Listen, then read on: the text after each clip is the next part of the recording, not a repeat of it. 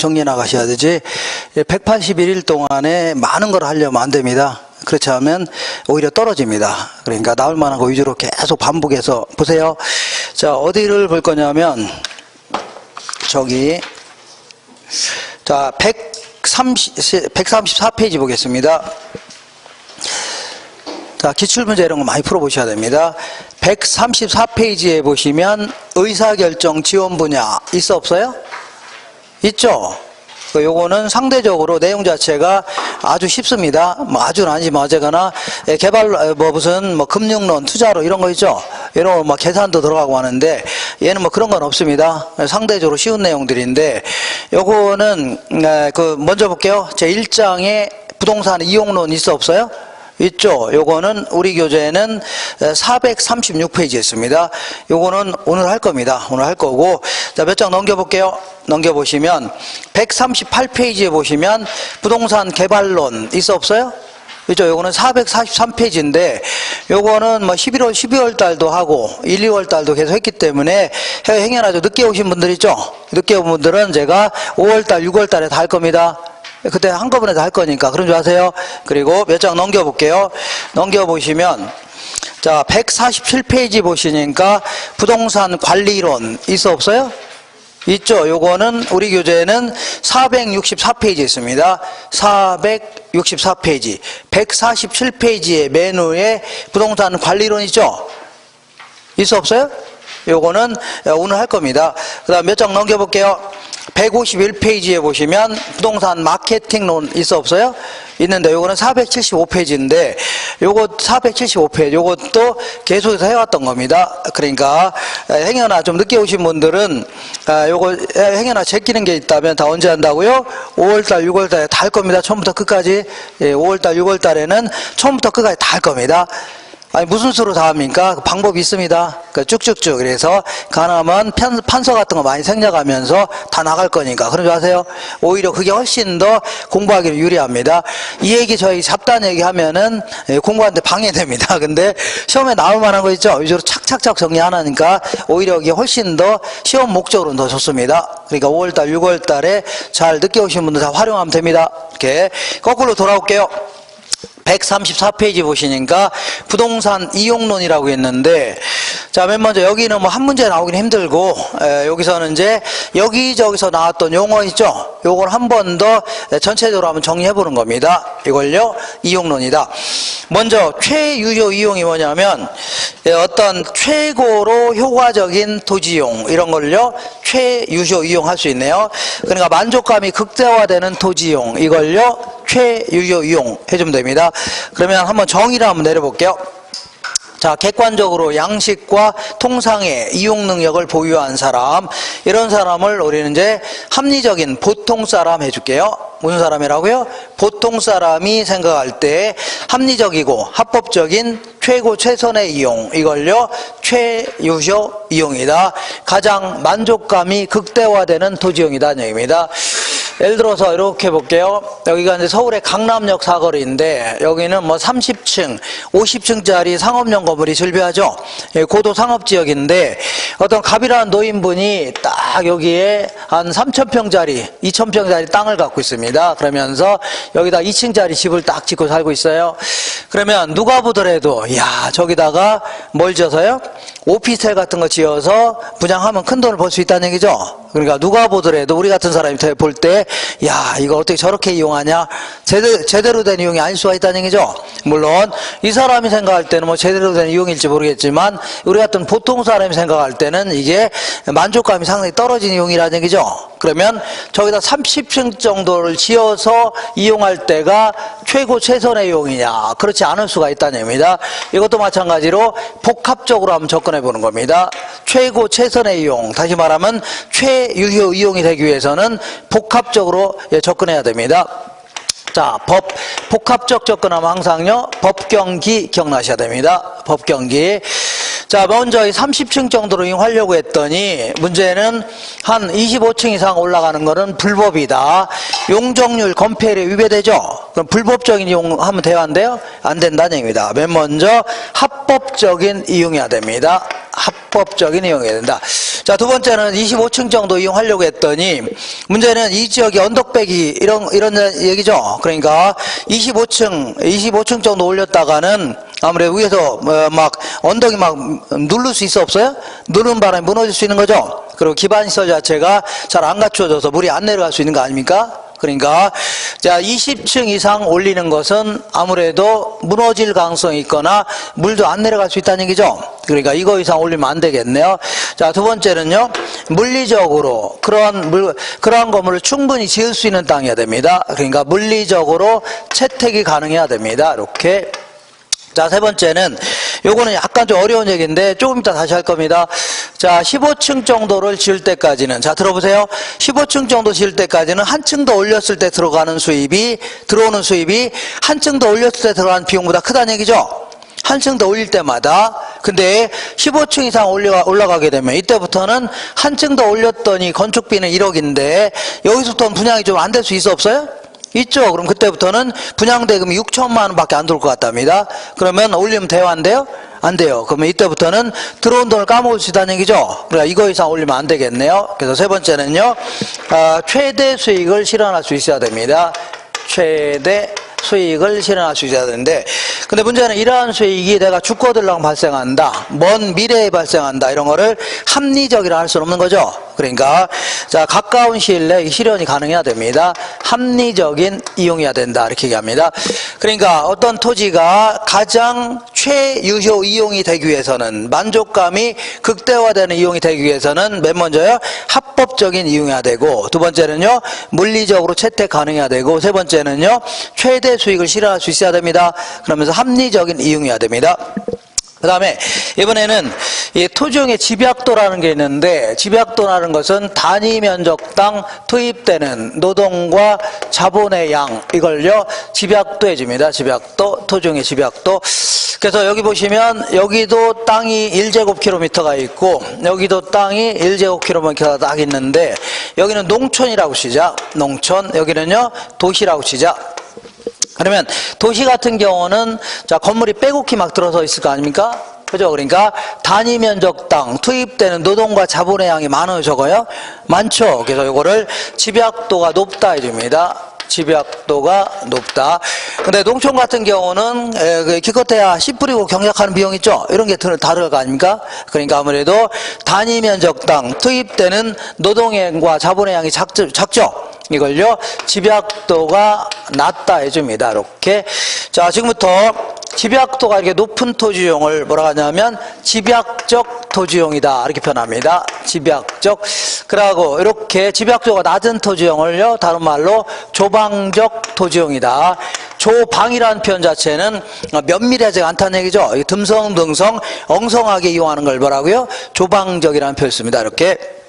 근데 요 용어보다 조금 더 그 중요한 용어가, 요 용어가 더 중요한 겁니다. 자, 여기가 뭐가 있냐면, 일단은 여기다가 이제 건물을 지으려고 하는데, 일단 합법적이고 물리적으로는 채택 가능합니다. 합법적이고 뭐는 가능하고요, 물리적으로는 채택 가능한데, 자, 이때 한 5층 정도를 지어서 만약에 분양하게 되면 분양금 들어와요, 안 들어와요? 들어오죠? 그러면 요 돈하고 그동안 투입한 돈하고 딱 맞아 떨어진답니다. 그러니까 이 토지를 구입하려면 돈 많이 들어가, 덜 들어가요? 많이 들어가니까. 근데 기껏해야 1층 지어서 2층 지어서 분양하게 되면 손해죠. 그러니까 최소한 5층은 지어서 분양했을 때 그동안 투입한 비용하고 딱 맞아 떨어진다는 얘기죠. 그죠? 그래서 요거를 뭐냐면, 그러니까 총수익해도 되고 수입해도 상관없습니다. 총수익과 총비용이 같다. 그동안 들어간 총비용하고 딱 맞아 떨어진다는 얘기죠. 그죠? 요걸 뭐라고 하냐면 손익분기점이다 해줍니다. 5층 정도를 지어서 분양할 때 요걸요 손익분기점이다, 이렇게 합니다. 그러니까 5층 이하로 짓게 되면 손해죠. 5층 이상은 지어야 이익이 생긴다, 그런 얘기입니다. 이걸요 손익분기점 해줍니다. 이렇게. 자, 그러면 지금부터 자, 한 층 더 올렸을 때 들어가는 한계라는 표현은 여기저기서 나오는데, 여기서 경제학에서 한계는 추가라는 뜻입니다. 뭐라고요? 추가적인 수익, 추가적인 비용, 이걸요 한계라는 용어 쓸게요. 그럼 여기서부터 한층 더 올렸을 때 들어가는 비용이 1억이라고 치자. 이걸요 한계 비용이다, 추가적인 비용이라는 겁니다. 그 다음에 한층 더 올려서 분양하게 되면 분양금 들어와 안 들어와요? 들어오죠. 이걸요 한계 수익이다 해줍니다. 그러니까 한층 더 올렸을 때 들어가는 비용은 1억인데 이거는 분양이 충분히 가능하다는 얘기죠. 분양 대금은 3억 들어올 것 같다. 그러면 올려야 돼, 안 올려야 돼요? 올려야 된다. 그러니까 자, 한계 수입이 한계 비용보다 큰 은하는 계속 올려야 됩니다. 그죠? 근데 10층 정도 딱 짓게 되면, 지어서 분양한다면 이때는 한계 수익과 한계 수익해도 되고 수입해도 됩니다. 한계 비용이 같다는 얘기죠. 여기 딱 같다는 얘기죠. 그럼 이게 의미하는 게 뭐냐면 여기서부터 한층 더 올리니까 건축비는 1억인데 분양대금은 4천만 원밖에 안 들어올 것 같다. 그럼 올리면 돼요, 안 돼요? 안 돼요. 여기서부터는 더 이상 올렸다가는 들어온 돈을 까먹을 수 있다는 얘기죠. 이렇게. 그래서 요 10층 요게 바로 뭐냐면 이게 이윤 극대화점이다 해줍니다. 이익 극대화점 아니면 이윤 극대화점 해줍니다. 자, 그러니까 아무리 토지를 이용하더라도 최소한 5층 이상 올려야 돼, 안 올려야 돼요? 손해나면 안 되죠. 이걸 토지용의 하한선 해줍니다. 그리고 아무리 이 건물을 많이 올린다 하더라도 이거 이상 10층 이상 올리면 돼요, 안 돼요? 안 됩니다. 이걸요 토지용의 상한선 해주는데, 자, 여기서 약간 어려운 표현 할게요. 요거를 손익분기점을 우리 부동산학에서는 조방한계 이렇게 표현합니다. 자, 아무리 노동자본을 덜 투입하더라도 이거 이상은 투입해야 되죠. 이걸요 조방한계, 얘를 뭐라 하냐면 집약한계다 줍니다. 아무리 노동자본을 많이 투입하더라도 이거 이상 투입하면 돼요, 안 돼요? 안 된다. 이걸요 집약한계다. 그러니까 최소한 조방한계와 집약한계 사이에서 토지를 이용해야 됩니다. 이렇게 하시고, 자, 그 다음 오른쪽 보겠습니다. 135페이지. 자, 그 다음에 자, 이 토지용의 생산 요소의 대체성이라는 표현을 쓰는데, 이 대체성이라는 표현은 약간 어려운 표현인데 이쪽으로 올게요. 이쪽으로 오겠습니다. 자, 여기는 뭐가 있냐면 오비 맥주가 있고 얘는요 하이트 맥주가 있다. 그러면 오비를 먹거나 하이트를 먹거나 만족감에는 큰 차이가 없다 합시다. 만족감도 그렇고 맛도 비슷하고 생긴 것도 비슷하다. 그러면 어떤 걸 이용하더라도 먹더라도 만족감에 차이가 없다는 얘기죠. 그럼 사람들은 가능하면 싼 놈을 더 많이 소비해요, 비싼 놈을 더 많이 소비해요? 싼 걸 더 많이 소비할 거 아닙니까? 그죠? 그러니까 갑자기 하이트의 가격이 올랐다. 그럼 하이트 덜 사고 오비를 더 살 수 있죠. 이렇게. 그러면 이 건설업자라든가 이런 사람들은 자, 이 건물 같은 거 지으려면 자, 자본을 많이 사용할까 아니면요 토지를 많이 사용할까 고민할 수도 있겠죠. 그죠? 근데 자본은 건물 올리는 비용 생각하시면 됩니다. 건물 올리는 비용. 그래서 둘 중에서 상대적으로 싼 거를 더 많이 소비하려고 할 겁니다. 건물 올리는 거는 세멘트 가격이라든가 벽돌 가격은 비슷하죠. 근데 토지는 어떤 지역은 토지가 비싸고 어떤 데는 싸기도 하죠. 그러면 사람들은 상대적으로 싼 거를 자꾸 뭐라고요? 더 많이 사용하려고 한다는 얘기입니다. 그죠? 이렇게. 자, 그럼 볼게요. 이렇게 본다면 여기는 이제 도심이고 도심 한복판이고 이 외곽 쪽인데 이쪽에다가는 토지의 사용량 해줄게요. 이쪽은요 자본의 사용량 이렇게 해줄게요. 이게 반을 딱 쪼갠 다음에 이게 반 정도 쪼개볼게요. 요거는 도심 쪽, 이거는 외곽 쪽인데, 자, 도심 쪽 같은 경우는 자본을 많이 사용할까, 그 다음에요, 토지를 많이 사용할까 고민하고 있는데, 도심 쪽 같은 경우는 토지 가격이 비싸요, 싸요? 비싸죠? 토지의 가격이 무진장 비싸잖아요. 그러다 보니까 상대적으로 자본은 굉장히 싼 꼴입니다. 토지에 비해서. 아시겠죠? 그러니까 상대적으로 비싼 토지는 덜 사용하고 자본을 많이 사용하려고 한다는 얘기죠. 그죠? 그러니까 땅이 너무 비싸니까 땅은 조금만 구입하고 층수로 막 올리려고 한다는 얘기입니다. 그러니까 이렇게 자본은 많이 사용하고 토지를 덜 사용하려고 하겠네. 이렇게. 근데 외곽 쪽 볼게요. 외곽 쪽은 자본을 많이 사용할까 토지를 많이 사용할까 고민하고 있는데, 이 외곽 쪽 같은 경우는 토지의 가격이 비싸요, 싸요? 무진장 싸다. 그러니까 가격이 농지 같은 거 굉장히 싸죠. 그죠? 그러니까 토지에 비해서 자본은 굉장히 비싼 꼴이 되는 겁니다. 토지는 무장 싸죠? 거기에 비해서 자본은 굉장히 비싼 꼴이 되는 겁니다. 그러니까 상대적으로 비싼 토지는 잔뜩 소비하고 그 대신요 자본은 덜 소비하려고 하죠.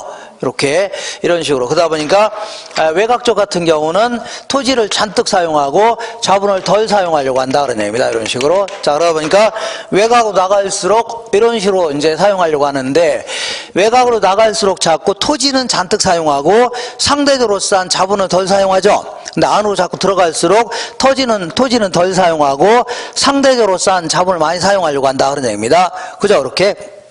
자, 그도 그런 것이 내가 5억을 갖고 있다. 그럴 경우는 안쪽 같은 경우는 토지의 가격이 비싸요, 싸요? 비싸니까 땅은 조금 구입하고 막 층수를 자꾸 올리려고 합니다. 근데 외곽 쪽은 토지의 가격이 비싸요, 싸요?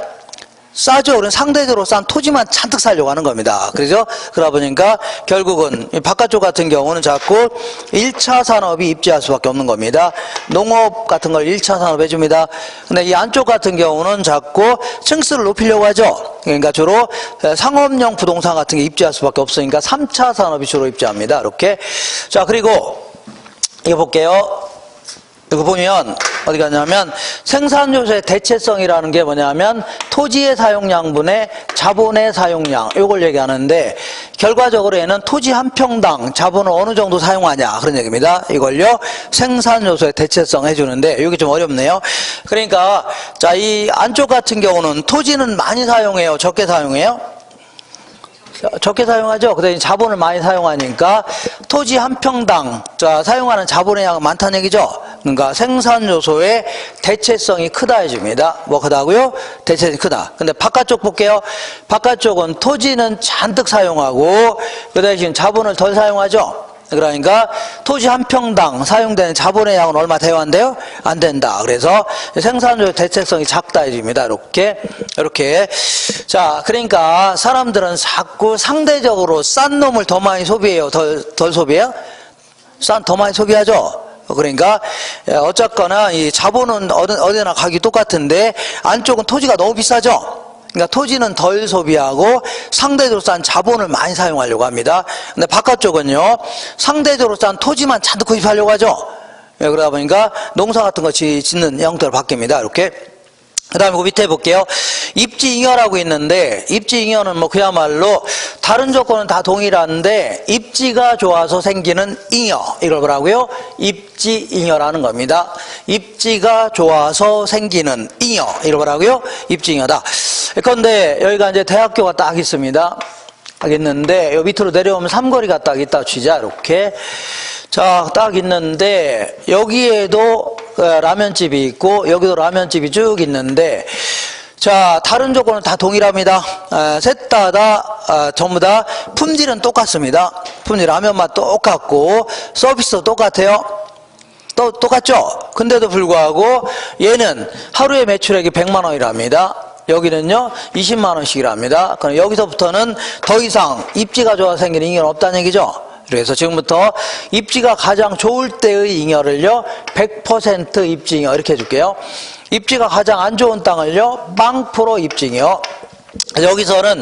여기서 한계라는 것은 끝이라는 용어입니다. 여기서 부동산학에서는 끝이라는 용어입니다. 그러니까 입지잉여가 끝이라는 얘기죠. 이걸 한계 입지 이렇게 표현합니다. 한계 입지. 그러면 자, 요런 땅들은 입지잉여가 좋아요, 안 좋아요?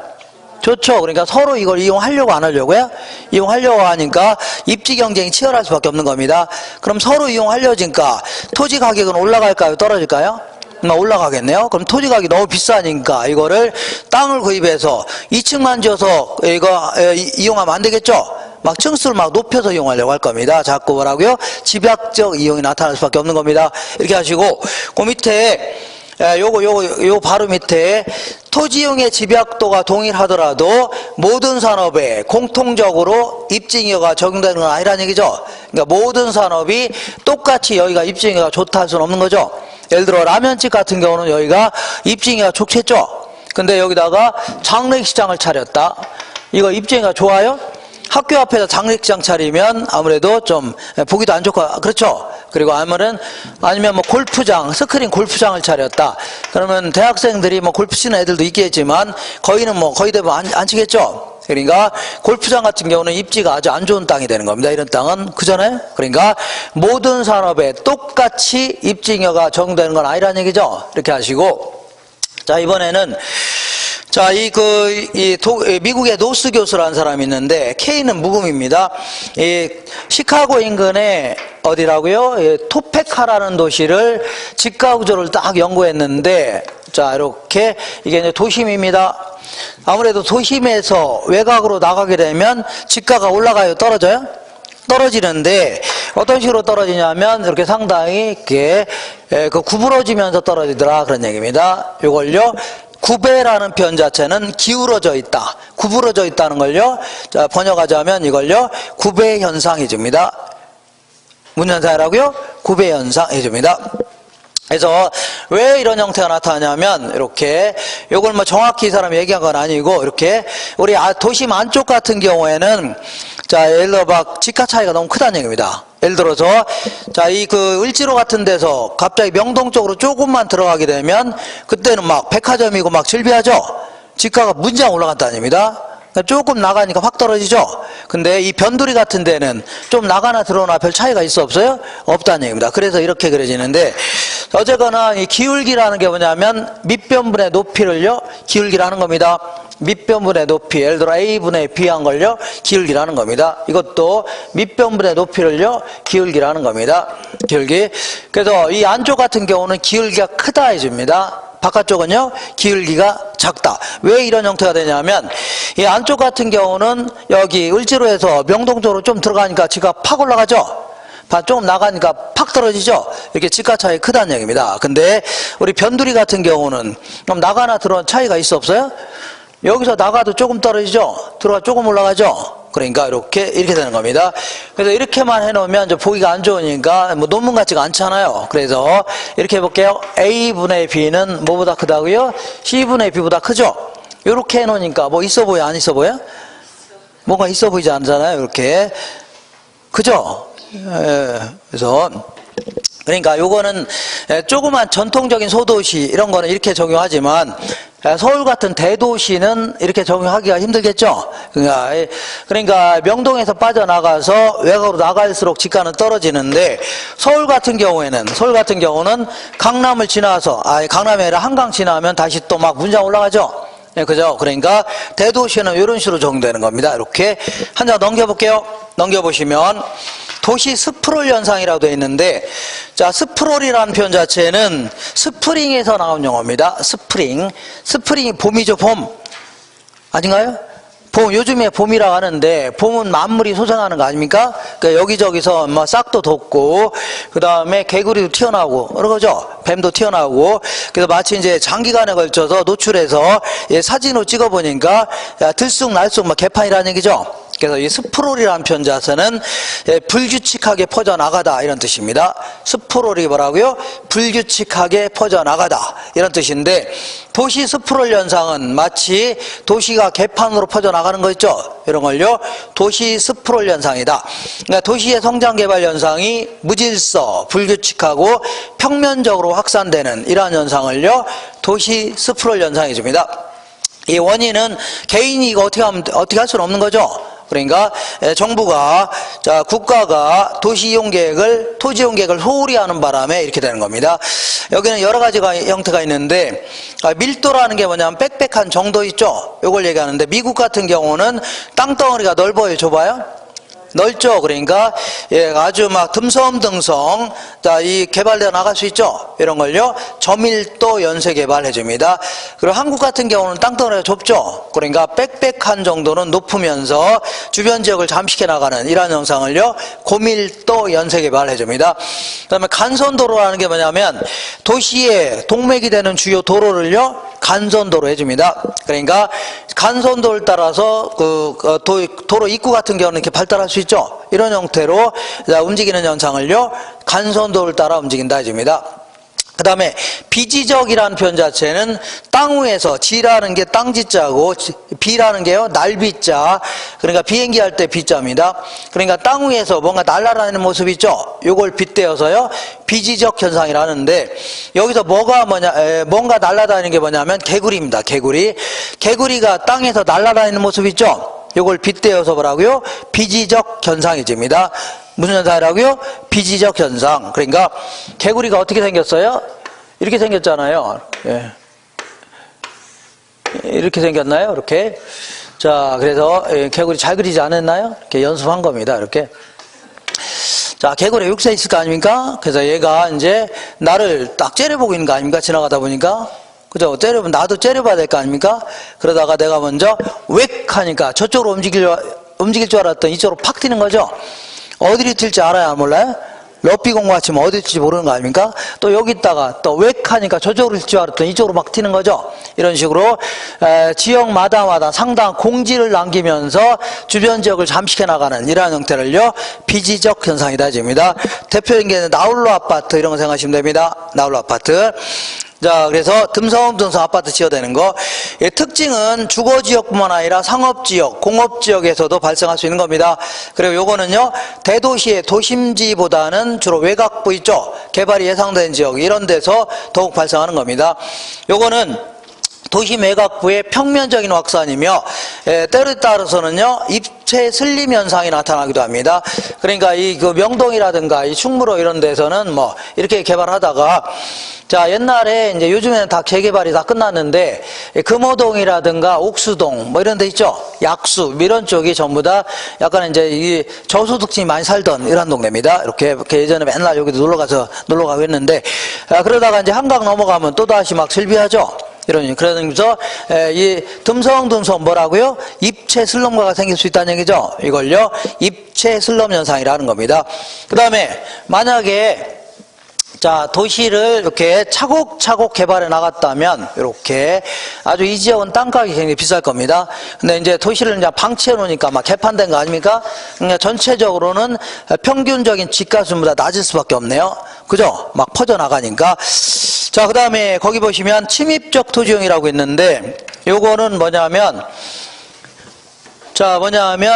일정 지역에서 기존의 이용주체가 새로운 인자의 침입으로 인하여 새로운 이용주체로 변화해 나가는 거, 이걸 뭐라고요?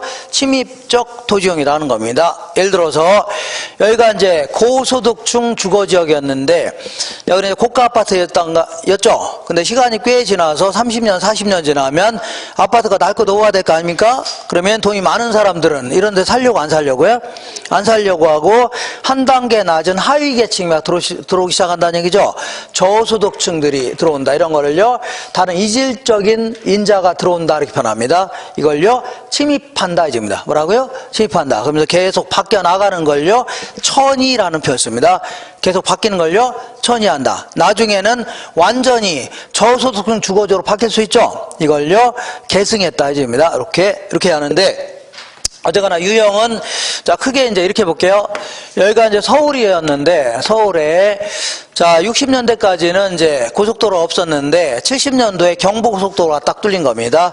그래서 그 전까지는 이 판교 지역 이런 지역이 다 농지나 임야였습니다. 농지나 뭐 분당 이런 다 임야였습니다. 농지.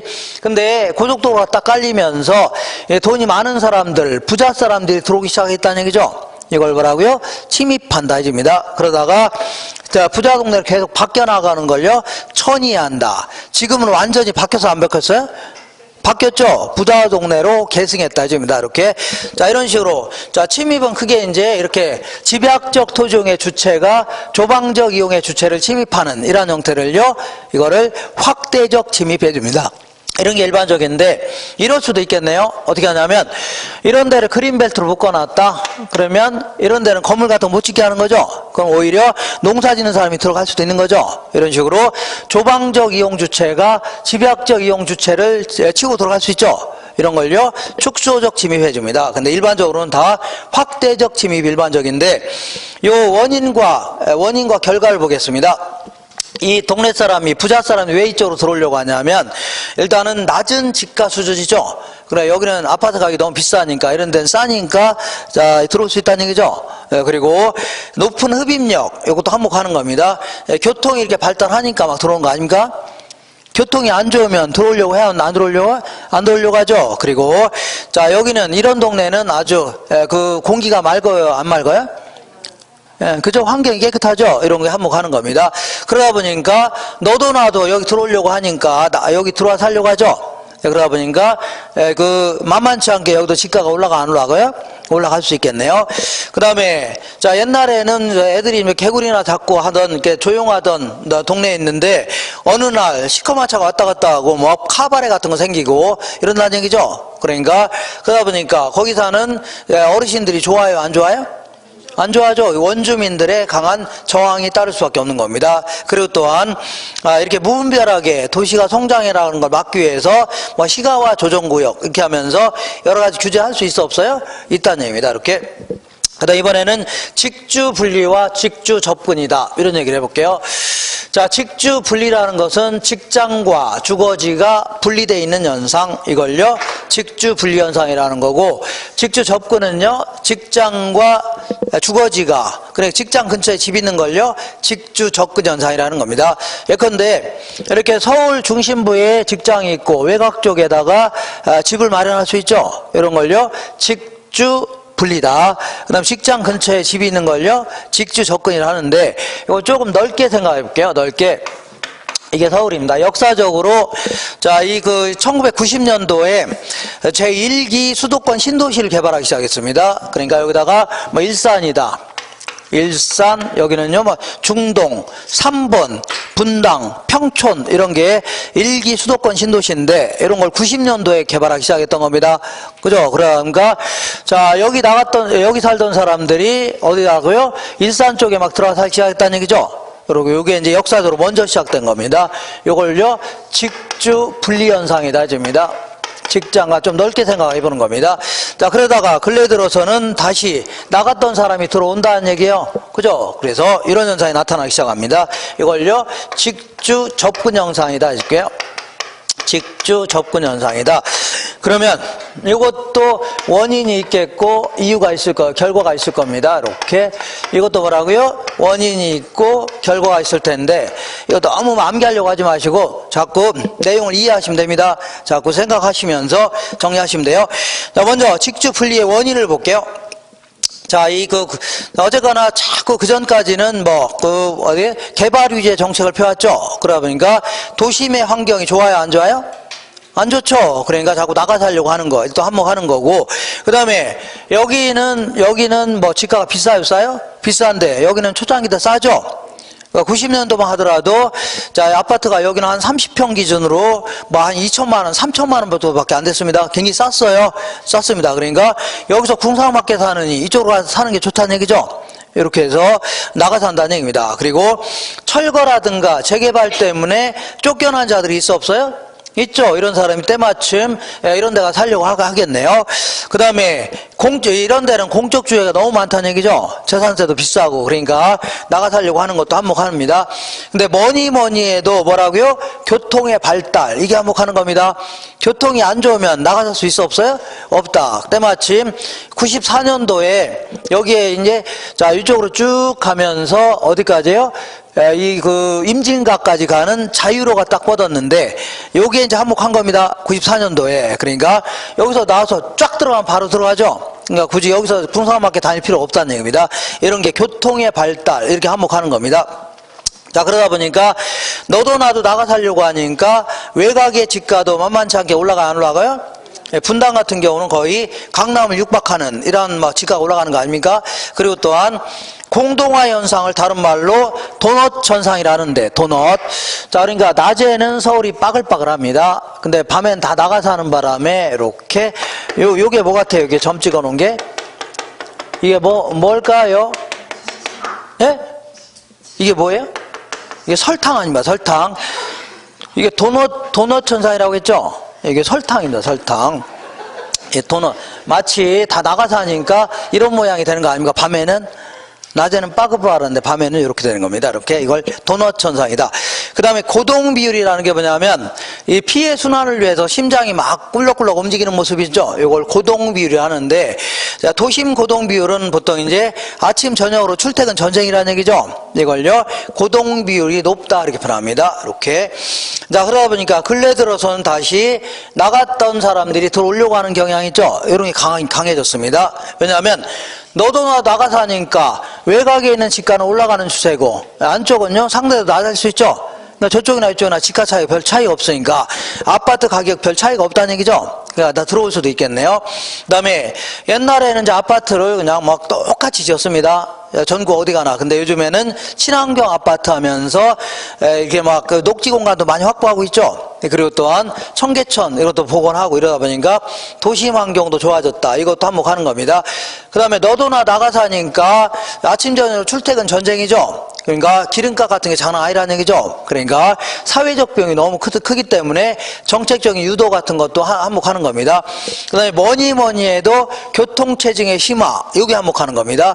그러니까 한두 번 지각하면 야, 너 멀리 사니까 뭐 지각할 수 있다 하지만 계속해서 툭 하면 지각하고 그러면 부장님이 가만히 있지 않아요? 자리 완전히 빼라고 합니다. 들고 가든지 집에 가든지. 그래서 얼른 쫓겨나기 전에 들어와야 돼, 안 들어와야 돼? 들어와야 되겠죠? 여기 한몫하는 겁니다. 그러다 보니까 옛날에 이제 나갔던 사람이 들어오니까 아파트 다시 지어야 되겠죠? 그러니까 주공 5단지 아파트 이런 거 5층짜리 이런 게 다 철거되면서 막 40층, 50짜리 건물이 막 질비하게 들어서죠. 고층화 현상이 나타나고 그 다음에 자, 여기 볼게요. 이 원래는 이제 저소득층 주거지역이었는데 돈이 많은 사람이 막 들어오기 시작하죠.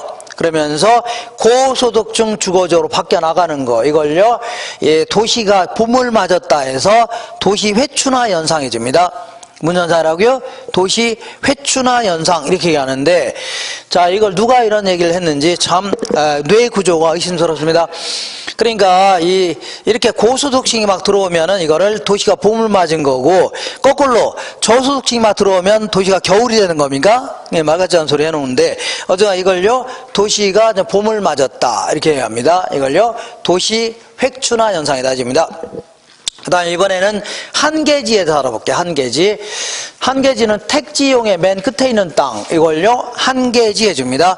자, 그러니까, 자, 이런 얘기를 해볼게요. 여기 뭐냐면, 택지라는 게 건물을 지을 수 있는 땅, 이걸요, 한계지 해줍니다.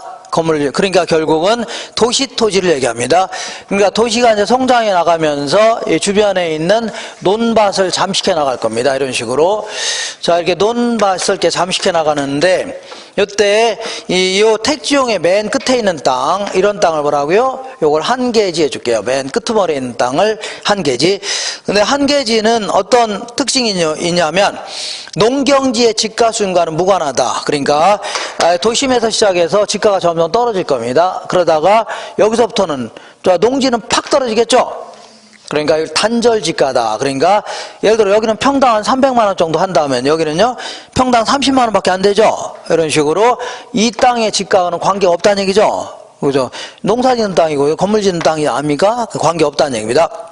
그 다음에 한계지 상호간에는 밀접한 대체관계가 성립한다. 대체관계가 뭐야? 자, 그 만족감의 차이가 없다면 싼 놈을 소비하려고 하죠. 똑같이 이것도 건물 지을 수 있는 땅이고 건물 지을 수 있는 땅이라면 가능하면 싼 놈을 소비하려고 할 겁니다. 근데 자 보세요. 이 땅과 이 땅은 농지는 대체관계가 있어 없어요? 이게 싸다고 이쪽을 이용하지는 않겠죠. 그러니까 얘들끼리는 밀접한 대체관계가 성립이 된다. 그 다음에 여기 이제 이쪽으로 도로가 크게 났다. 그럴 경우는 이쪽으로 막 연장할 가능성이 높아집니다. 대중교통수단을 중심으로 해서 연장될 가능성이 높아져요. 그 다음에 초기에 택지화된 곳은 집가 상승이 빠르다. 그러니까 초기에 이렇게 택지화된 곳은 투기적 수요 이런 게 겹치면서 집가가 계속 올라갈 수 있죠. 그런 얘기 하는 겁니다. 그 다음에 내가 1억을 갖고 있다. 1억 갖고 있으면 이 외곽 쪽 같은 경우는 내 집을 마련할 수도 있을 겁니다. 자기 집을요, 자가라는 겁니다. 대출 좀 끼고서 사면 되는 거죠. 맞아, 안 맞아요?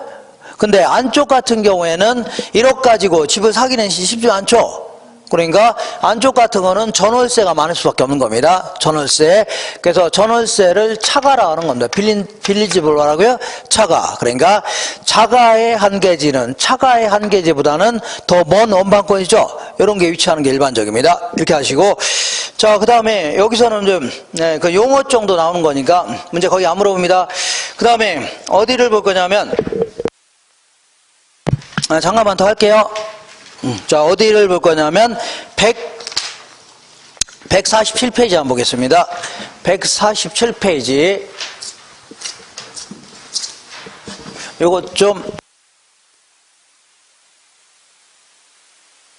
자, 147페이지 볼게요.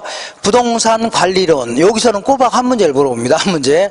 내용도 별로 없으면서 꼭 이게 한 문제는 물어봅니다. 존재감은 있습니다. 한 문제. 어렵지 않아요.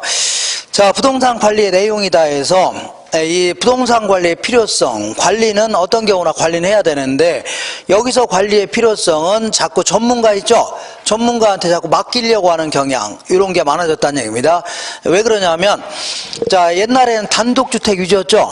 근데 지금은 이제 아파트 무지막지하게 지어지는 거 아닙니까? 공동주택 위주로 바뀌어 나가는 바람에, 현관문 안쪽은 자기가 관리하면 되는 거 아닙니까? 근데 현관문 열고 나가봐요. 그러면 복도도 있고, 층계도 있고, 아니면 엘리베이터도 있고, 놀이터도 있고, 노인정도 있는데, 요거, 아줌마들 나와서 청소하라면 청소해요, 안 해요? 말만 더럽게 많지 나오라면 뭐 안 나오죠. 그러니까 누군가가 관리해 줄 사람이 필요하다 하는 얘기입니다. 그 다음에 건축기술의 발달이라 해서 내가 5층짜리 상가 하나 갖고 있다 그러면 이거 무슨 고장 나고 그러면 내가 고치기 힘들면 어떻게 하면 돼요? 수리상 불러서 고치면 될 거 아닙니까? 형광도 나가고 그러면 고치면 될 거 아닙니까? 그러니까 자기가 직접 해도 상관없다는 얘기입니다. 그죠? 아니면 종업 몇 명 두고서 할 수 있는 거죠.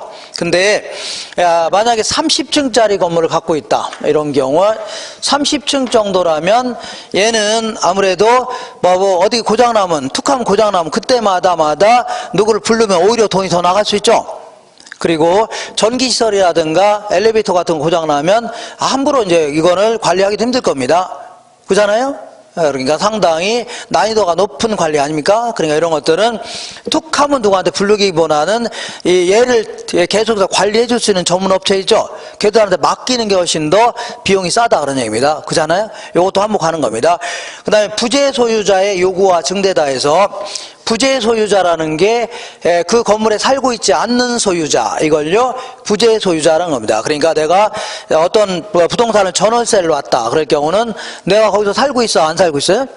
안 살고 있으니까 누군가 관리해 줄 필요가 있다는 얘기죠. 근데 그거보다는 우리 아까도 언급도 얘기했지만 투자 신탁사라든가 리츠회사, 그 다음에 외국계 사모펀드라고 해서 재벌들의 돈을 긁어 모아서 주로 전 세계를 다니면서 부실기업을 구입하고 다니는 이러한 집단들이 있는데 이걸요 사모펀드라는 겁니다. 론스타라든가 JP 모건, 리먼 브로더스 이런 걸 얘기하는데 얘네들이 대한민국에 와서 부동산을 구입도 합니다. 건물. 근데 얘네들은 구입만 했지 관리 운영은 다 누구한테 맡긴다고요? 자산 관리자한테 다 맡기는 형태입니다. 이런 게 자꾸 많아지니까 전문적인 관리가 필요하다는 얘기죠. 이렇게 하시면 됩니다. 아니면 관리는 보통 일반적으로 청소하고 소독하고 고장난 거 고치고 수리하고 교체하고 이런 거를 관리를 하는데 그런 것만 관리냐? 그런 거는 그냥 기술적 관리에 불과한 겁니다. 기술적 관리다. 그래서 요거를 이제 협의의 부동산 관리다 해줍니다. 좁은 의미의 부동산 관리해줘요. 자, 그러니까 본질적 의미의 관리는 복합 개념으로 접근하는 겁니다. 이것도 자 이런 걸 뭐라고요? 광의의 부동산 관리다. 넓은 의미의 부동산 관리라는데 자 복합적 하면 법경기 기억나셔야 됩니다. 법률적 측면의 관리라든가 아니면요 경제적 관리를 포함하는 관리 이거를 광의의 부동산 관리줍니다. 자 기술적 관리를 다른 말로 유지 관리 이런 표현도 씁니다. 그다음 법률적 관리를요 이거를 보존 관리, 그다음 경제적 관리를요 경영 관리 이렇게 얘기하는데 이거는 그렇게 상식적으로 접근하시면 됩니다. 상식적으로. 자 먼저 자 기술적 관리라든가 경제적 관리 이런 거, 그 다음에요 법률적 관리. 자 볼게요. 먼저 청소하고 소독하고 이런 걸요 위생 관리해 줄게요. 이렇게. 그리고 고장난 거 고치고 수리하고 교체하고 해야 될 거 아니에요? 이런 걸요 설비 관리라는 겁니다. 그 다음에 이제 보안 관리라고 있는데 보안 관리는 도둑놈 못 들어오게 막아야 돼 안 막아야 돼요? 막아야 이런 걸 다 보안 관리라는 겁니다. 아니면 불이 안 나게 자 이 소화기를 비치한다든가 아니면 화재보험에 가입하고 이런 걸 다 뭐라고요? 보안 관리라는 겁니다. 옛날에는 보안 관리 어떻게 했냐면 이렇게 했습니다. 여기 담벼락이 딱 있다면 담이 있다면 이 소주병 맥주병 있죠? 요거를 벽에다 막 집어 던집니다. 그럼 깨져요 안 깨져요? 깨질 거 아닙니까? 그러면 여기다가 세멘트를 싹 바른 다음에 총총 좀 박아놨습니다. 이렇게 깨진 거. 그러면 도둑놈이 넘어갈래다가 이런데 배요 안 배요? 배이죠? 그럼 피가 나요 안 나요? 피가 나니까 질질 짜면서 더러워서 안 넘어간다. 이렇게 했습니다. 더러워서. 이게 이제 보안관리인데, 요즘에는 뭐 이렇게 합니까? 요래는 이렇게 하기보다는 뭐, 세컴이라든가 이런 거 있죠? 이런 데 대신 이제 보안도 해주고 하는 거 아닙니까? 그 다음에, 자, 보전관리라고 해서 예방조치 같은 거 취하는 거 있죠? 이걸요, 보전관리 해줍니다. 그 다음에 경제적 관리는 아무래도 어디에 적합해요? 상업용 부동산, 이런 게 적합한데, 내가 오피스텔 한 개를 갖고 있다. 그러면 몇 개를, 그러니까, 룸을 몇 개를 임대해야 손익분기점이냐. 이걸 파악해야 될 거 아닙니까? 그런 다음에 여기서부터 더 많이 임대를 해야 되겠죠? 이런 형태로 손익분기점도 파악해야 되고, 돈이 엉뚱한 데서 나가면 돼야 안 돼요? 안 되죠. 그러니까 회계관리 이런 걸 좀 할 필요가 있다는 얘기입니다. 그 다음에 법률적 측면에서는 각종 임대차 계약이라든가 예약 같은 거 할 수 있어 없어요? 있죠. 그리고 자, 공법상의 하자가 있다. 그러면 얼른 뭐 치유를 해야 될 겁니다. 사법상의 하자가 있다. 그러면 적극적으로 제거해야 되겠죠. 이런 건 다 뭐라고요? 법률적 관리인데, 간혹가다 이제 시험에서 이걸 물어봅니다. 아까 이제 헷갈리는 게 다른 건 다 할만한데, 측량을 통해서 경계를 확정했다. 아, 이거 뭐 법률적 관리가 아니냐 이렇게 생각하는데, 요거는 이 경계라는 거는 이미 지적 공부, 다시 말하면 지적도라든가 토지대장이죠. 이런 게 다 나와 있는 겁니다. 그러니까 이미 확정되어 있는 소유권을 측량 기술을 동원해서 구체적으로 구분하는 거 아닙니까? 그러니까 이거는 뭐라고요? 기술적 관리입니다. 그리고 요것도 헷갈리는 게 있는데, 인력 관리다. 아니, 인력 관리가 애매한데, 얘는 인력을 적재적소에 활용한다면 가치가 높아지는 거죠. 그런 의미에서 무슨 관리라고요? 경제적 관리입니다. 그리고 나지가 있는데 이걸 어떤 식으로 이용하는 게 가치가 높을까, 이런 것도 고민하는 걸 다요 경제적 관리입니다. 그 다음에 요거를 뭐 이런 표현, 토지 도난 방지 대책을 세운다. 아, 요거 아까 뭐 도둑놈 못 들어오게 막은 거니까 기술적 관리가 아니냐 이렇게 할 수 있는데, 천만에요. 토지를 누가 훔쳐갈 수 있나요? 가방에? 그죠? 그러니까 이거는 일종의 뭐라고요? 소유권 보존을 온전히 하자. 그런 측면에서의 이거는요, 법률적 관리입니다. 요 세 가지 기억할 수 있죠? 이렇게 하시고, 그 다음에 기술적 관리를 다른 표현도 하기도 합니다. 그래서 그 아래에 기술적 관리는 한가지 구분하기도 하는데, 일상적 유지 활동은요, 매일매일 하는 거 있죠? 청소하고 소독하고 이런 걸요, 일상적 유지 활동 해줍니다. 그 다음에 예방적 유지 활동은요, 소 잃기 전에 외양간 고치는 거, 이걸요 예방적 유지 활동이다. 대응적 유지 활동은요, 소 잃고 난 다음에 그때서 부랴부랴 외양간 고치겠다는 얘기죠. 이걸요 대응적 유지 활동이라는데, 아무래도 예방적 유지 활동을 더더욱 강화시킬 필요가 있죠. 왜냐하면 소가 30마리가 토꼈다. 그러면 이거 잡으러 다니려면 아무래도 동네 장정들 10명은 채용해야 되죠. 일당 10마리씩 줘야 될 거 아닙니까? 그리고 30마리 다 잡아왔다고 치자. 그럼 이것들이 다 때려 부수고 갔으니까 고치려면 돈 많이 들어, 적게 들어요? 들죠. 그러니까 대응적 유지 활동은 철사만 있으면 될 거 아닙니까? 철사로 얘들 토끼려고 하는데 챙챙 더 동요하면 되죠. 그렇잖아요. 그러니까 훨씬 더 예방적 유지 활동을 강화할 필요가 있다는 얘기입니다. 한 페이지 넘겨볼게요. 넘겨보시면, 자, 이 부동산 관리를 크게 이제 두 가지 형태로 관리 방식에 따라서 한번 구분해 볼 수 있고, 관리 영역에 따라 구분해 볼 수 있는데, 이렇게 해볼게요. 자, 관리 방식에 따라서는 자가 관리라는 게 있고, 위탁 관리 이렇게 있습니다. 자, 자가 관리를요, 근대적 관리 방식이라는 거고, 이거는요, 현대적 의미의 관리 방식 해줍니다. 얘는 뭐냐 하면, 자, 이 법률적 측면의 관리라든가 경제적, 기술적 측면의 관리가 있다면, 자가 관리는 뭐 그야말로 소유자가 알아서 다 관리하는 겁니다. 소유자가. 예를 들어서 내가 6층짜리 상가 하나 갖고 있다. 그러면 내가 관리하면 되는 거죠. 이런 형태를 다 뭐라고요? 자가 관리라는 겁니다. 물론 내가 시간이 없거나 아니면 좀 규모가 크다 그럴 경우는 종업원을 몇 명 채용할 수도 있는 거 아닙니까? 이런 형태로 하는 걸요, 자가 관리다. 그 다음에 위탁 관리는 아까 얘기한 대로 외국계 사모펀드가 있다 치자. 얘네들은 대한민국에 와서 자, 이 건물을 구입만 했지 다 관리 운영은 누구한테 맡긴다고요? 자산 관리회사한테 맡기는 겁니다. 그러다 보니까 자, 이 법률적, 경제적, 기술적 측면의 관리를 다 전문가한테 맡기는 겁니다. 이렇게 이런 형태로 운영하는 걸요, 위탁 관리 해줍니다. 간혹가다 이걸 장단점을 물어보기도 하는데, 자, 자가관리의 최대의 장점은 뭐냐면 기밀 유지가 아주 양호하다 해줍니다. 뭐가 양호하다고요? 기밀 유지가 양호하다 해줍니다. 그 다음에 위탁관리의 최대의 장점은 뭐 같아요? 위탁관리 최대의 장점은요, 아무래도 얘는 관리 전문가한테 맡기는 거죠. 관리에 있어서 프로한테 맡기는 거 아닙니까? 맞죠? 예를 들어 관리 잘못하면 쫓겨나요? 안 쫓겨나요?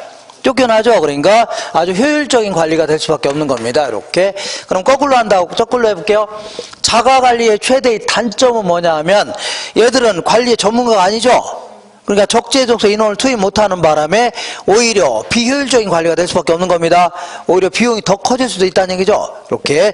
그럼 거꾸로 한다면 위탁관리의 최대의 단점은 뭐냐면 기밀 유지가 문제가 될 수 있는 겁니다. 예를 들어서 자, 어느 날 법률적 관리까지 다 맡기는 거 아닙니까? 어느 날 소유자가 바뀔 수도 있죠. 이것도 문제가 될 수 있네요. 그 다음에 간혹 가다가 이런 표현도 기억하세요. 얘는 이제 매너리즘에 빠질 수 있다. 이렇게 매너리즘을요, 다른 말로 타성화 현상이다 해줄게요. 자, 항상 틀에 박힌 행동과 태도 이런 걸요, 타성화 현상이다. 그러니까 무슨 얘기냐면 설마 사고야 나겠어, 내가 하는 거니까 맨날 하는 짓을 반복하는 거 있죠. 이걸요, 얘는 잘못했다면 쫓겨나니까 열심히 하려고 하는데, 얘들은요 설마 사고야 나겠어 하면서 하는 걸 반복하는 거 있죠. 이걸요 타성화 현상이라는 겁니다. 그 다음에 얘랑 사이에 이제 혼합관리라는 게 있는데, 이걸요 뭐 과도기적인 관리 방식이다 이렇게 얘기합니다. 이거는 우리 아파트 관리 생각하시면 됩니다. 아파트는 내가 아파트 갖고 있다 그러면 뭐 그 사기당했다 그러면 이건 소유자가 알아서 해야 되고, 자, 집값 떨어진다 이것도 소유가 알아서 해야 되지 뭐 어떻게 합니까? 다만 현관문 열고 나가게 되면 자, 청소하고 소독하고 그런 거 있죠. 교체하고 도둑놈 못 들어오게 경비 서고 이런 것만 관리 업체가 들어와 있어 안 들어왔어요? 들어왔죠. 요것만 여기다 맡기는 형태. 이게 일반적입니다. 이런 걸요, 이걸 혼합관리를 하는데, 얘는 이제 장단점을 물어본다면, 얘는 책임 소재가 뭐 분명하지 않다, 이런 거. 그러니까 예를 들어서 기술적 측면 하자가 있으면 경제적 가치도 떨어지죠? 그죠? 그 다음에, 자, 법률적으로도 문제가 될 수 있으니까 누가 잘못했냐, 이걸 따질 수 있는 거 아닙니까? 그죠? 그리고 관리가 잘 되면 상관없는데 잘못된다면 양 방식의 결점만 노출될 수 있다. 이런 단점이 있습니다. 이렇게 하시고, 그 다음에 이번에는 관리 영역에 따른 분류다 해서, 야, 이렇게 해볼게요. 자, 갑이라는 여인분이 있는데 여자분이 부동산 갑부입니다. 그래서 전국에 부동산을 10개를 갖고 있습니다. 몇 개 갖고 있다고요? 10개. A 부동산, B 부동산, C 부동산 이렇게 있는데, 자, 어쨌거나 부동산마다 뭐가 필요해요? 법률적 관리도 필요하고 경제적 관리, 기술적 관리 필요해요? 안 필요해요? 필요하죠. 이것도 마찬가지로 법률적 관리, 그 다음에요 경제적, 기술적, 법률적, 경제적, 기술적 관리가 필요한데, 이때 이제 이거는 관리 업체에서의 어떤 전문 용어입니다. 이때 이제 시설 관리만, 기술적 관리만 도맡아서 하는 사람들 있죠. 요걸요 시설 관리사 해줍니다. 뭐라고요? 시설 관리사. 그리고 이분들이 하는 역할을요 시설 관리다 해줍니다. 이렇게 얘도 뭐라고요? 시설 관리다. 부동산마다 시설 관리만 도맡아서 하는 걸요 시설 관리. 그 다음에 이번에는 부동산마다 이 법률적, 경제적, 기술적 측면을 마다 도맡아서 하는 사람 있죠? 그럼 하나 맡아서 도맡아서 하는 사람 있죠? 이런 사람을요 부동산 관리사 해줍니다. 이 사람들 하는 역할을요 부동산 관리다 해줍니다. 부동산 뭐라고요? 관리. 이걸 뭐라고요? 부동산 관리다. 이것도 뭐라고요? 부동산 관리다. 그러니까 얘는 얘한테 보고해야 됩니다. 시설 관리는 현 시설을 운용하고 유지하는 정도의 소극적 관리, 이걸요 시설 관리하는 겁니다. 그 다음에 자, 이 전국에 있는 10개 부동산을 다 끄집어내서 관리할 수 있죠. 그래서 얘는 뭐 수익성이 떨어지니까 팔아치워야 되겠다, 그리고 다른 걸 구입해야 되겠다, 어떤 형태로 구성하는 게 최적의 포트폴리오인가 고민해 볼 수 있어 없어요? 있죠. 이런 걸 다 하는 걸 뭐라고요? 위험 관리도 하고, 그 다음에 이걸 리모델링 해야 되겠다, 이런 거 할 수 있죠. 이런 걸 다 하는 걸요 자산 관리사 해줍니다. 이 사람들 하는 역할을요 자산 관리다. 자, 그래서 자산이라는 표현 자체는 수익 창출의 대상으로 삼을 때 이걸요, 자산 관리 이렇게 표현하는 겁니다. 그러니까, 보험사 같은 게서, 보험에서 자산 관리사 하면 그 사람의 그 수익을 높일 수 있는 방법이 있죠. 재산 가치를 높일 수 있는 방법까지 강구해 주는 걸 답을 하고요. 자산 관리사 이렇게 표현합니다. 그러니까 결국은 얘는 얘한테 보고해야 되고, 얘는 얘한테 보고해야 되죠. 그죠? 그러니까 얘는 자산 관리는요, 자, 어떤 식으로 관리하는 게 자산 가치가 증대될 것인가를 고민하는 적극적인 관리죠. 이걸요, 자산 관리사입니다. 그러니까 보통 시설 관리하고 자산 관리 구분해서 물어보기도 합니다. 그러면 자산 관리사는 누구한테 보고해야 돼요? 건물 주인한테 보고해야 되겠네요. 이렇게 하시고, 이번에는 자, 관리 중에 그래도 가장 큰 범위를 차지하는 게 그래도 임대차와 관련된 관리가 가장 큰 범위를 차지할 겁니다. 자, 그러면 읽어볼게요.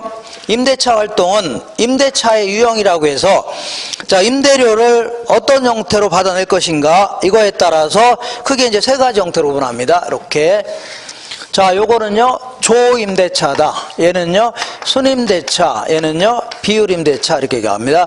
자, 어쨌거나, 이 부동산이 있다면, 부동산을 월이면 월, 임대료 얼마를 책정할 건가, 이런 얘기입니다. 자, 조임대차는 총임대차 이렇게 얘기하는데, 얘는요, 주거용 부동산에 적합하다집니다. 그 다음에 순임대차는요, 이거는, 자, 이거는 공업용, 공장에 적합하다집니다. 비율임대차는요, 이거는요, 매장용 부동산에 적합하다 해주는데, 얘는 이렇게 하는 겁니다.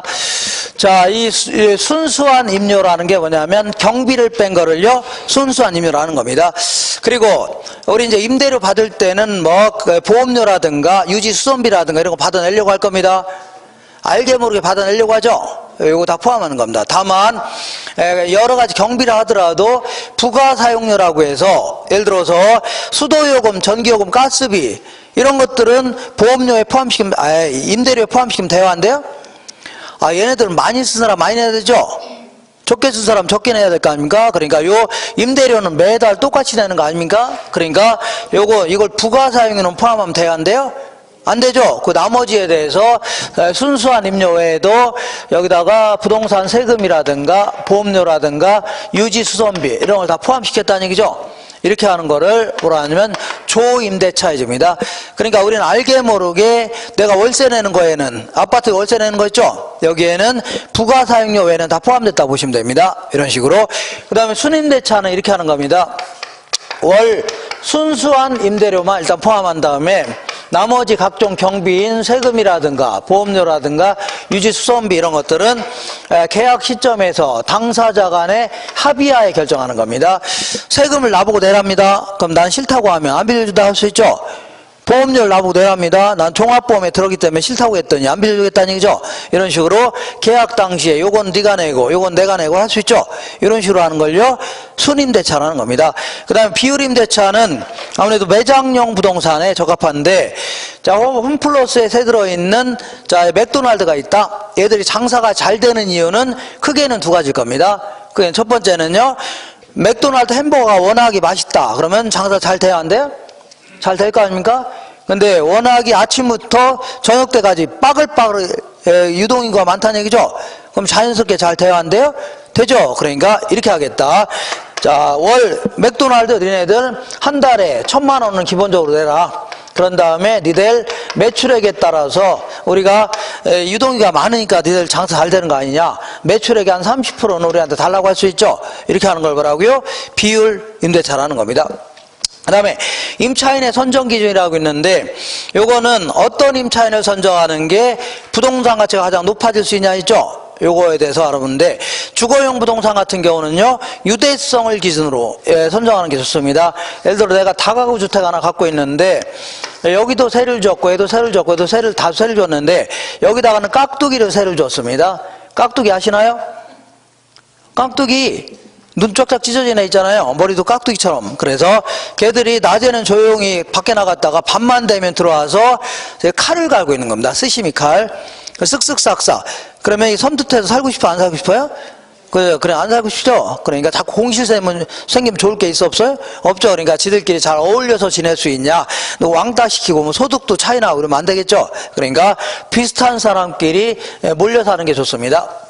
그 다음에, 자, 거기 사무실 공업용 부동산은 적합성을 기준으로 해서 내가 어떤 공장이 있는데 이 공장이 시설이 내 제품을 생산하기 딱 적합하다는 얘기죠.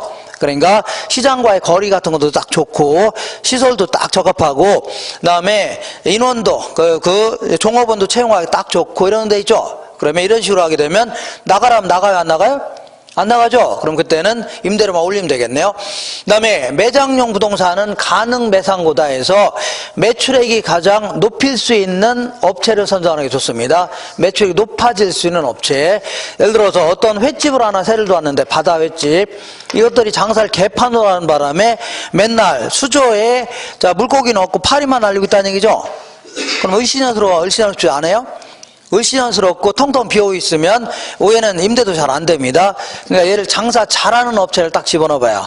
찾기는 힘들지만 그러면 얘들이 빠글빠글하면 여기는 자동적으로 임대가 됩니다. 여기 뭐가 들어와요? 호프집이 딱 들어옵니다. 뭐가 들어와요? 호프. 그럼 여기는 뭐가 들어올 것 같아요? 여기 뭐가 들어와요? 여기 노래방 딱 들어오는 거 아닙니까? 이게 대한민국의 코스 아닙니까? 코스. 1차, 2차, 3차 한 건물에 끝내는 거죠. 이렇게. 자, 그 다음에 부동산 관련 보험이라고 해서 손해보험은 화재라든가 홍수가 나는 바람에 이걸 보상해주는 보험을요 손해보험 해줍니다. 그 다음에 채무보험은요 자, 이 임차인이라든가 고객, 방문자, 인접 부동산 등이 입은 손해 있죠? 이런 걸 보상해 주기 위한 보험을요 채무보험 해줍니다. 그래서 나중에 중개업을 하시게 되면 개업 공인중개사 같은 경우는 중개업 하다 보면 의도됐건 의도하지 않았건 어쨌거나 여기 의뢰인한테 피해를 줄 수 있어 없어요? 피해를 입힐 수 있죠. 그러면 1억을 보상해 줄 수 있는 1억까지 보상해 줄 수 있는 공제에 가입하거나 보험에 가입하거나 아니면 공탁해야 됩니다. 이런 게 일종의 답을 하고요. 채무보험입니다. 그 다음에 임대료 손실보험은 자 보세요. 여기가 불이 났다. 불이 나면은 불난 거는 누가 해결해 줘요? 보험사에서 해결해 줄 거 아닙니까? 그럼 다시 건물을 이렇게 지어야 될 거 아닙니까? 완성할 때까지는 건물이 없으니까 임대료 들어와 안 들어와요? 안 들어오죠. 그래서 이때 요 임대료를 보상받을 수 있는 보험을요 임대료 손실보험이라는 겁니다. 한 장 넘겨볼게요. 자, 거기 존속기간 내용연수를 존속기간 하는데 존속기간은 자 다음 주에 제가 시험에 나올 만한 건 다음 주에 할 거고 여기서는 간단히 물리적 내용수라는 것은 자 시간이 지남에 따라서 건물 자체는 노후화되고 마모되고 파손되고 손상될 수 있죠. 뭐 언젠가는 철거해야 돼 안 해야 돼요? 해야 되죠. 이걸요 물리적 내용수라는 겁니다. 이게 가장 길 수밖에 없어요. 고려 때 지은 건물이 지금까지 있을 수도 있는 거죠. 그렇게. 그 다음에 기능적 내용수는요 그야말로 재기능을 할 때까지의 기간 요걸요 기능적 내용수라는 겁니다. 예를 들어서 설계 자체가 불량하면 못 쓰는 거죠. 형식 구식화되면 못 쓰는 거 아닙니까? 이걸요 기능적 내용수다. 그 다음에 경제적 내용수는 내가 이렇게 원룸 하나 딱 지었다 그럴 경우는 처음에는 새 건물이니까 임대가 잘 돼야 안 돼요? 잘 되죠. 수익이 높을 겁니다. 그죠? 근데 자 처음에 지었으니까 고장나는 건 많아요 적어요?